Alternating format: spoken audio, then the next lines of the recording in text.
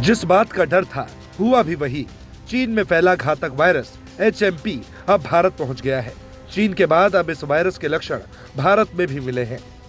खासतौर पर बच्चे लोगों को भी होता है और जो जिनका इम्यूनिटी कम होता है उनको इसका इन्फेक्शन हो सकता है। तो इसीलिए इससे ये कोई नया ये नहीं है कि जैसे अखबार में आया कि पहला केस है। ये पहला केस नहीं है, बहुत सारे केसेस हैं और बहुत सालों से है।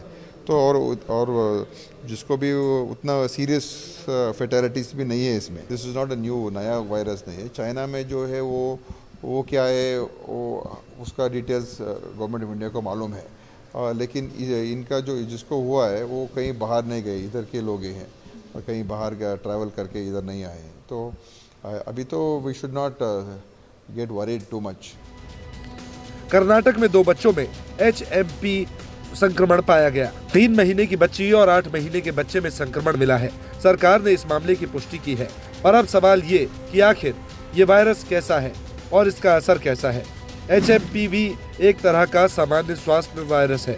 वायरस का ज्यादा असर बुजुर्गों और छोटे बच्चों पर होने की आशंका है। वायरस से संक्रमित व्यक्ति के संपर्क में आने पर यह दूसरे लोगों में फैल सकता है। हालांकि इस वायरस के फैलने की शुरुआत चीन में हुई थी, लेकिन धीरे धीरे अब ये वायरस भारत पहुंच गया है। सवाल ये कि आखिर इस वायरस के लक्षण किस तरह के होते हैं।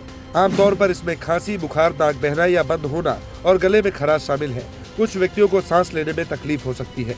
इस वायरस ने भारत में दस्तक दे दी है, लिहाजा बचाव भी जरूरी है। जरूरी है कि आप सावधानी बरतें, साफ सफाई का खास ख्याल रखें, बार बार साबुन और पानी से हाथ धोएं, छींकते या खांसते समय अपने मुंह और नाक को ढकें। सर्दी, बुखार जैसे जिनमें लक्षण हो उनके कांटेक्ट में आने से बचें और मास्क पहनें।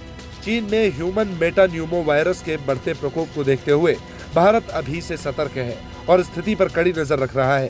साथ ही WHO की ओर से इस संक्रमण की जानकारी साझा करने का भी अनुरोध किया गया है।